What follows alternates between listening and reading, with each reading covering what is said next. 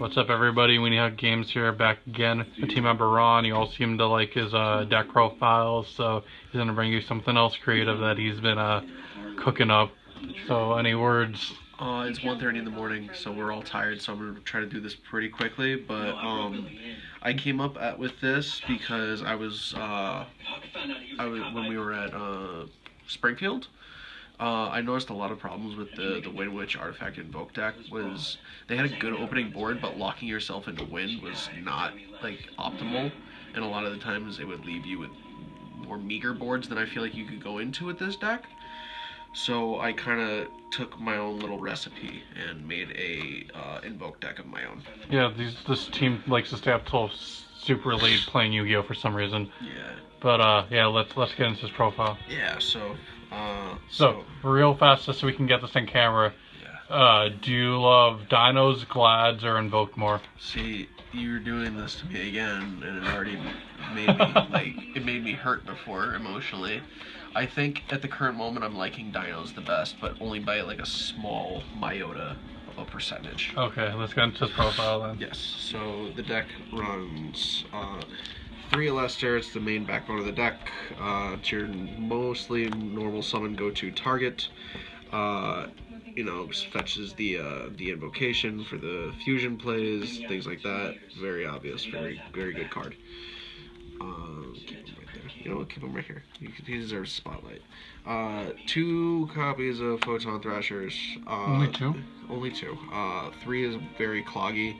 And it's a good pitch target from the hand, or a target to special summon on the field, so you can get more rank 4 plays on top of your fusions and things like that.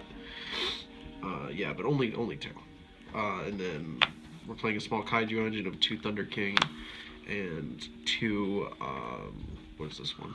The Mystery Dust Kaiju. We did. You really don't like Kaijus tonight, do you? Kaijus are good for obvious reasons. They get over problem cards, and napkins are everywhere. Also, these 2 are the preferred ones for me because they are light and wind targets for the fusions. And then we're playing 2 copies of Ghost Ogre. It's really good in this format, and it's also a light target. Want to play DD Crows? DD Crow the Norden. DD Crow the Norden. That is a side option I will think about. But Ghost Ogre is just pretty good in a deck. This deck is mostly designed for going second, and while DD Crow is good, the extra light target helps for Mechaba plays, because like Mechaba is like the go-to fusion a lot of the time, and it's also a hand trap, so like you can send it to the grave to get rid of a problem card like a Tiger. If they go for the Tiger Mortar play, then you get rid of it, and then on your turn you invocation, you have a Mechaba fuel. And then we're playing Lunalight because Black Sheep is fucking stupid. Like, fusion substitute with that combo it's pretty nuts. And then because it's a new format, we're only playing 1 Maxi. Shoutouts to Maxi, he's sleeping. But yeah, it's still a good card. It comes in handy, especially for a deck going second. And it's an earth target for a fusion, if anything. And then lastly, for the monsters, we're playing the brilliant lineup of Trick Clown and Garnet, because light target and level 4s. Also because it's brilliant fusion is a thing. So that's it for the monsters. For the spells, we're playing 3 copies of Magical Meltdown.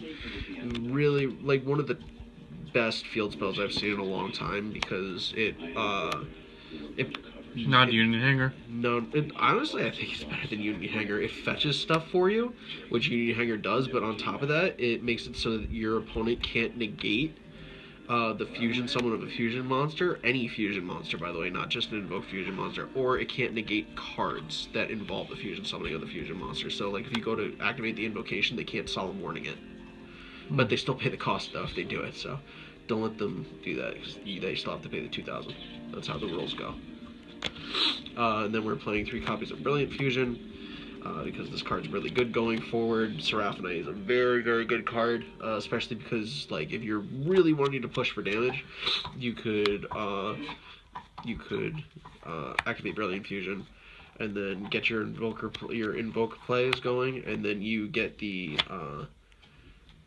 Alistair back, and then you can summon him again and double invocation. It's really good. Really good stuff. And then we're playing 3 copies of Instant Fusion because we have lots of Instant Fusion targets. Okay, so between Brilliant and Instant Fusion, Yes. are you going to run the Predator plants once they come out? If I could find the room, it'd be pretty good. But reliable rank 3s going second is a Break Sword? Break Sword is good. Yeah, it's not a bad option. I could try that. It's just finding room for Dante's that. dodged the ban list this long. He's got to be good, right, guys? Yeah, but not in a deck that doesn't like milling. Not for that. Shut up. Yeah, so you have Raiden, you have Norden, you have Seraphonite, I guess is technically an instant fusion target. Caligula is an instant fusion target, so you just want to be able to tutor out stuff as much as possible. It's a combo extender. It's good. 2 copies of Invocation, because you don't need 3, and I feel like 1 is dangerous because people could get rid of it somehow, or it could be turned off because it's not live because there's no banished Alistairs, so... Cosmic Cyclone on activation, Albert. That is a thing that could happen, yes. So, 2, safe. 2, interrupt the Kaiju. I forgot that's a 2 now. It's a 2 here now.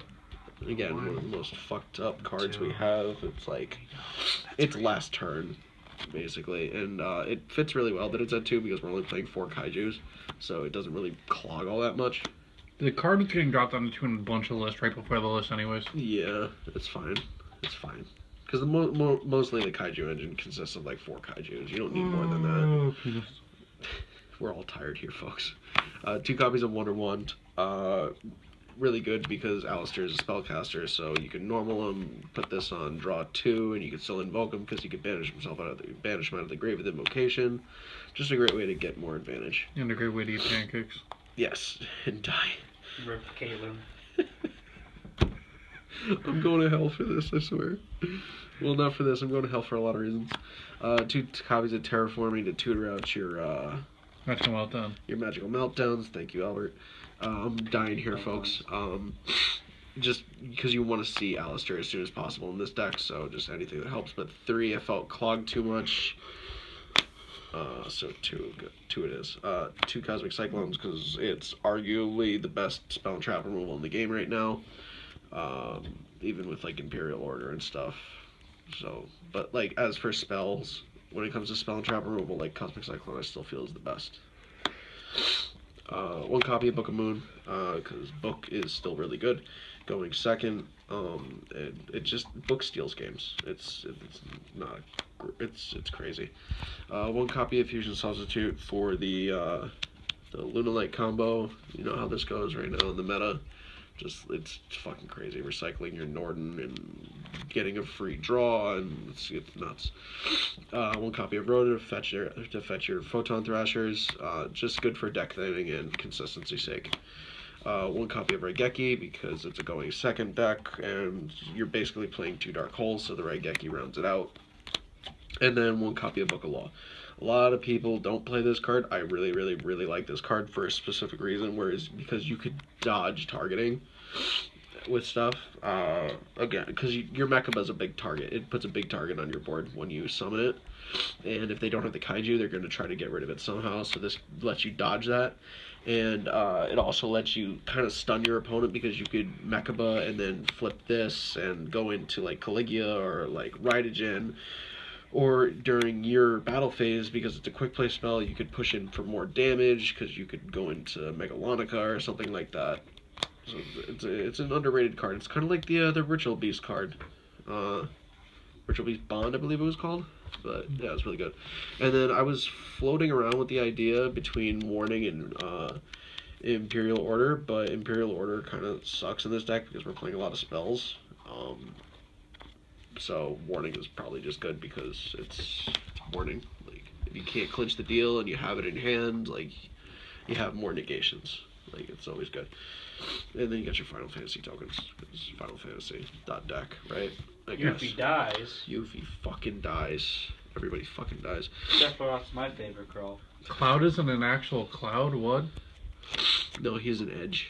He's just a In the giant comments bitch. below, comment, would you fuck Cloud in a dress? Tell us now. Upvote this video. Subscribe. Continue the deck profile. I'm sorry. It's okay, don't worry about it. For the extra deck, we're playing one copy of Invoked Elysium. This card's fucking insane. Well, it's still hard to make. Just if you have this on board, like, you pretty much have the game in the bag, because like it's a huge stun, it has huge stats, it's a quick effect to just banish.